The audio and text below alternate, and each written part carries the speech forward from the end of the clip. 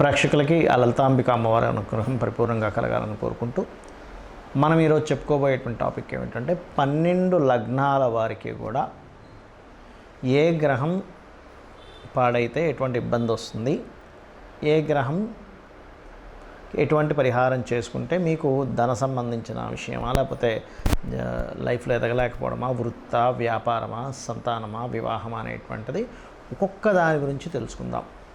అందులో మరి ఇవేమీ లేని వాళ్ళు ఉంటారు, జాతచక్రం తెలియని వాళ్ళు, నక్షత్రం రాశి తెలియని వాళ్ళు, వాళ్ళకు కూడా ఏం చేసుకోవాలనేది వీడియో ఆఖరిలో చెప్తాను. వీడియో ఆఖరి వరకు చూడండి. మీన లగ్నము, మీన రాశి, ముఖ్యంగా లగ్నమే చూసుకోండి. లగ్నాధిపతి కనుక బాగున్నాడు, అన్వేషణ లగ్నం అంటారు ఈ లగ్నాన్ని. అంటే అసలు నేను ఎందుకు జన్మించాను, లైఫ్ యొక్క ప్యాటర్న్ ఏమిటి, నేను ఏం సాధించడానికి జన్మించాను అనేటువంటిది ఈ యొక్క మీన లగ్నం వారు అన్వేషిస్తూ ఉంటారు ఎప్పుడు కూడా. మీ లగ్నానికి ధనాధిపతి కుజుడు అవుతాడు, లగ్నాధిపతి గురువు అవుతాడు. కాబట్టి మీరు కనుక గురువు బాగున్నాడు మీ జన్మజాతకంలో, స్పిరిచువల్గా కానివ్వండి, పేరు ప్రఖ్యాతులు తెచ్చుకోవడం కానివ్వండి, ఒక గైడింగ్ స్కూల్స్ కాలేజ్లో అద్భుతంగా రాణిస్తారు. అదే మీ కుజుడు కనుక పాడైతే, గురువుతో పాటు కుజుడు కూడా పాడైతే మళ్ళీ అందులోనే దెబ్బతింటారు. ఇది గుర్తుపెట్టుకోండి. మీకు ఫైనాన్షియల్గా బాగా గ్రో రావాలి అంటే మీరు ఎక్కువగా భూముల మీద ఇన్వెస్ట్మెంట్ చేయడము, పవర్ రిలేటెడ్ వాటి మీద ఇన్వెస్ట్మెంట్ చేయడం చేస్తే రాణిస్తారు. అయితే ఇక్కడ ఎప్పుడు కూడా కుజుడిని దృష్టిలో పెట్టుకొని ఇన్వెస్ట్మెంట్ చేయాలి, కుజుడిని శనిని కూడా. ఎందుకంటే ఇన్వెస్ట్మెంట్ కారు కూడా శని అవుతాడు. అయితే ఇన్వెస్ట్మెంట్స్ మీనలగ్నం వారు శని బాగున్నప్పుడు చేస్తే ఎప్పుడుకో ఒకప్పుడు ఖచ్చితంగా ఒక మంచి గ్రోత్కి అయితే వెళ్తుంది, అందులో ఎటువంటి డౌట్ లేదు. అయితే ఇక్కడ కుజుడు స్ట్రాంగ్ అవ్వాలంటే మీరు నరసింహస్వామి ఆరాధన చేయడము, కుజా శని రాహు గ్రహాల దగ్గర దీపారాధన చేయడం ద్వారా ఫైనాన్షియల్గా ఎదుగుతారు మీరు. అయితే ఇక్కడ 3వ స్థానాధిపతి శుక్రుడు అయినందుకు మీకు స్త్రీ శాపం కూడా కొంతవరకు ఉంటూ ఉంటుంది. కాబట్టి అయితే ధనుర్లగ్నానికి ఉంటుంది, మీన లగ్నానికి కొంత ఉంటుంది. అందుకని అమ్మవారికి ఏదైనా తీపి పదార్థాన్ని సమర్పించడం ద్వారా పోతుంది. అయితే మీనలగ్నంలో జన్మించారు అంటే తండ్రి యొక్క కర్మ వీళ్ళకి బ్యాలెన్స్ ఉంటుంది. అంటే తండ్రి ద్వారా పొందేవి కానీ, తండ్రికి వీళ్ళు చేయవలసింది కానీ, తండ్రి బాధ్యతలు వీళ్ళు స్వీకరించడం కానీ తండ్రితో ముడిపడి ఉంటుందండి మీనలగ్నంలో జన్మించిన వారికి. ఆ ప్యాటర్న్ చాలా డిఫరెంట్గా ఉంటుంది. తండ్రితోనే ఎమోషన్స్, తండ్రి ద్వారానే బాధ, తండ్రి ద్వారానే ఆనందం, అన్నీ కనెక్ట్ అయి ఉంటాయి. అందుకని మీరు పొరపాటును కూడా పూర్వజన్మల్లో ఏదైనా కర్మ చేసినప్పుడు తండ్రితో గొడవ వస్తే పడకూడదు. దయచేసి సూర్యుడిని నమస్కరించుకొని, స్వామి నా కర్మ తొలగిపోతుంది అనుకోండి మీన లగ్నంలో జన్మించిన వారు. అయితే మీన లగ్నంలో జన్మించిన వారికి ఒక గొప్ప యోగం ఏంటంటే చాలా ఫాస్ట్గా ఆలోచించగలుగుతారు, చాలా క్విక్గా ఆ సమాధానం వస్తుంది వాళ్ళకి. అందుకని చంద్రుడి స్థితిని బాగుంటుండాలి. ఎంత మెడిటేషన్ చేసుకుంటూ ఉంటే మీ నిర్ణయాలు అంత గొప్పగా ఉంటాయి, మీ సంతానం ద్వారా కూడా అంత గొప్ప యోగం ఉంటుంది. అయితే ఇక్కడ వివాహ సంబంధించిన విషయాలు చూసుకుంటే కనుక బంధువర్గం వారు, లేదా మీరు చదువుకునేటువంటి ప్రదేశంలో ఉండేటువంటి క్లాస్మేట్స్ ద్వారా, ఫ్రెండ్ సర్కిల్ మూలంగా తల్లిగారు తేవడం వల్ల సంబంధాలు కుదురుతాయి. అయితే ఈ బుధుడు తెలివైన వ్యక్తిని జీవిత భాగస్వామిగా ఇస్తాడు.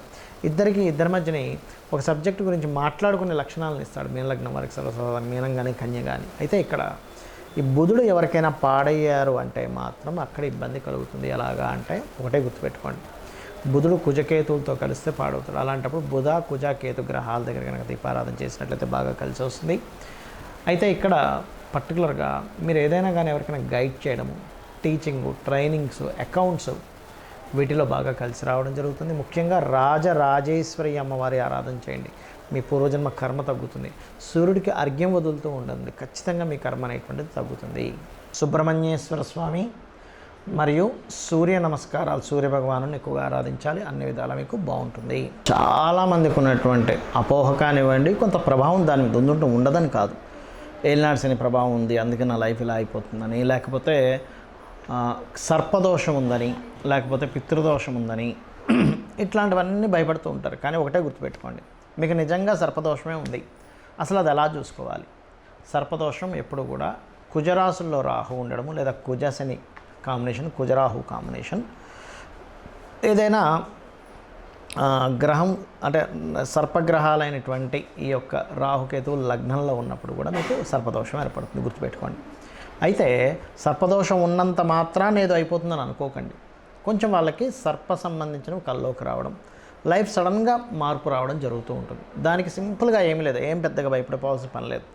మీరు చక్కగా కాళహస్తికి వెళ్ళండి, ఈశ్వరుణ్ణి దర్శనం చేసుకోండి, అక్కడ పరమేశ్వరుడు దర్శనం చేసుకోండి, రాహుకేతు పూజ చేసుకోండి, క్లియర్ అయిపోతుంది. లేదు అంత దూరం వెళ్ళలేము, చక్కగా మీ ఇంటి దగ్గర ప్రతిష్ట ఉంటుంది, నాగప్రతిష్ఠ చేసిన ఉంటాయి. రావి చెట్టు చుట్టూ ప్రదక్షిణం చేసి ఆ ప్రతిష్ఠ మీద పసుపు కుంకుమ గంధం కలిపినటువంటి నీటిని అభిషేకంగా వేయండి, సరిపోతుంది. అలా కాదండి కాలసర్ప దోషం ఉందండి అంటూ వస్తుంటారు నా దగ్గరికి. అసలు కాలసర్ప దోషమే ఉండదు ఆ జాతకాల్లో. ఇంకోటి ఏంటంటే కాలసర్ప దోషం కాలానికి అప్లై చేయమన్నారు, జన్మజాతకానికి కాదు. అయితే చాలామందికి అది ఎలా చూసుకోవాలని కూడా డౌట్ వస్తూ ఉంటుంది. అది ఏమిటంటే చాలా సింపుల్. రాహు కేతు ఎప్పుడు కూడా సమసప్తకాల్లో ఉంటారంటే రాహు మేషంలో ఉంటే కేతు తులలో, లేదా రాహు వృషభంలో ఉంటే కేతు వృశ్చికంలో, రాహు మిథునంలో ఉంటే కేతు ధనస్సులో, ఇలాగా 1/7 యాక్సెస్లో ఉంటారు. ఇలా రాహుకేతువులు ఉదాహరణకి మేషంలో రాహు, తులలో కేతు ఉంటే వన్ సైడ్ అంటే మేషం నుంచి తుల మధ్యలో అన్ని గ్రహాలు పడ్డం, లేదా ఇటు మేషం నుంచి ఇటువైపైనా అటువైపైనా అన్ని ప్లానెట్స్ ఒకవైపు పడిపోయి ఈ రాహుకేతులు వన్ సైడ్ ఎటువంటి ప్లానెట్ లేకపోతే దాన్ని కాలసర్పదోషము అంటారు. అన్నిటినీ కాలసర్పదోషం అంటారు. చాలామంది తెలియక అసలు తెలియని విషయాలకి ఇది కాలసర్పదోషం ఉందని చెప్తే పాపం అది పట్టుకొచ్చి ఏమంటే నాకు కాలసర్పదోషం ఉందంటే నా లైఫ్లో నేను ఎదగలేకపోవడానికి కారణం ఇదా అనుకుంటారు. నేను చెప్పేది ఒకటే గుర్తుపెట్టుకోండి, 140 దేశాల యొక్క ప్రెసిడెంట్ల జాతకాలు నేను చూశాను. వాళ్ళ జాతకాల్లో కాలసర్పదోషం ఉంది. మరి వాడు ప్రెసిడెంట్ ఎలా అయ్యాడు అనేది ఒక్కసారి మనం ఆలోచించాలి. అంటే కాలసర్పదోషం ఏమీ కూడా మనల్ని ఏమీ ఆపేయదు. మెగాస్టార్ చిరంజీవికి కూడా ఉంది కాలసర్పదోషం. అలా అంటే ఆయన ఏమీ చిన్న వ్యక్తి, అది మనం అర్థం చేసుకోవాలి. ఇక మరొక విషయం, ఇక్కడ అనవసరమైన భయాలు పెట్టుకోకుండా ఏలినాటి శని నడుస్తుంది, అర్ధాష్టమి శని నడుస్తుంది, అష్టమి శని నడుస్తుంది, ఏం భయపడక్కర్లే. శని ఎప్పుడైనా నడుస్తున్నప్పుడు మధ్యాహ్నం పూట నిద్రపోకుండా ఎక్కువ వాకింగ్ చేస్తూ శ్రమ పడుతుండండి. మీ అంతటా మీరు కనుక శ్రమ పడుతూ కాస్త పేదవాళ్ళకి, ఏజ్డ్ పర్సన్స్కి మీరు ఏదైనా సహాయం చేస్తుంటే ఆ శని భగవానుడు సంతృప్తి చెందుతాడు, ఏమీ అవ్వదు. శనివారాలు తైలాభిషేకం చేసుకోవడము, నువ్వులతో తయారు చేసినటువంటి ఉండల్ని పంచడము, లేకపోతే నువ్వులు దానంగా ఇవ్వడము, ఇవి కనుక చేస్తే చాలు, ఇంకేం అక్కర్లేదు. ఆటోమేటిక్గా అంతా క్లియర్ అయిపోతుంది. ఏలినాటి శని, అర్ధాష్టమి, అష్టమి శని సమయాల్లోనే సీఎంలు పీఎంలు అయ్యారు. నరేంద్ర మోడీ గారు కావచ్చు, జగన్ కావచ్చు, మన చంద్రబాబు నాయుడు గారు కావచ్చు, స్వర్గీయ ఎన్టీ రామారావు గారు కావచ్చు, ఈ సమయాల్లోనే అయ్యారు, గుర్తుపెట్టుకోండి. అంటే శనేమి మనల్ని ఎదగడానికి ఎక్కడ ఆపడు, శ్రమనిస్తాడంతే. ఇక పితృదోషాలు, మాతృదోషాలు, స్త్రీశాపాలు ఇవన్నీ అలా ఏర్పడతాయి. శుక్రుడు పాడైతే స్త్రీశాపం. అప్పుడు ఏం చేయాలి? స్త్రీల ద్వారా ఇబ్బంది వస్తున్నప్పుడు వాళ్ళతో కొట్లాడకూడదు. నేను పూర్వజంలో చేసిన కర్మ అనుకుని అమ్మవారిని ప్రార్థించుకోవాలి, శ్రీమాత్రే నమః అనుకోవాలి. పితృదోషాలు ఏర్పడ్డాయి, అమావాస్య నాడు స్వయంపాకం ఇవ్వాలి పెద్దలకి. అదేవిధంగా మాతృదోషం ఏర్పడింది, తల్లితో ఏదో ఇబ్బంది ఏర్పడడం, తల్లి యొక్క బాధ్యతలు మీరు చూసుకోవడం జరుగుతుంది. అలాంటప్పుడు కూడా శ్రీమాత్రే నమః బ్రహ్మాండంగా పనిచేస్తుంది.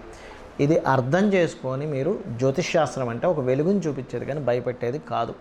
కాబట్టి ఈ రకంగా మీరు కనుక తెలుసుకొని వెళ్తూ మీ పర్సనల్ చార్ట్లో గ్రహాలు ఒక్కొక్కరికి ఒక్కో రకంగా పనిచేస్తుంది. ఒక నక్షత్రం వాళ్ళందరికీ ఒకలాగే జరగాలని లేదు, ఒక లగ్నం వాళ్ళకి అందరికీ ఒకలాగే జరగాలని లేదు. ఎందుకంటే వీళ్ళు పుట్టిన సమయానికి వాళ్ళు పుట్టిన సమయానికి గ్రహాల్లో తేడా ఉంటుంది.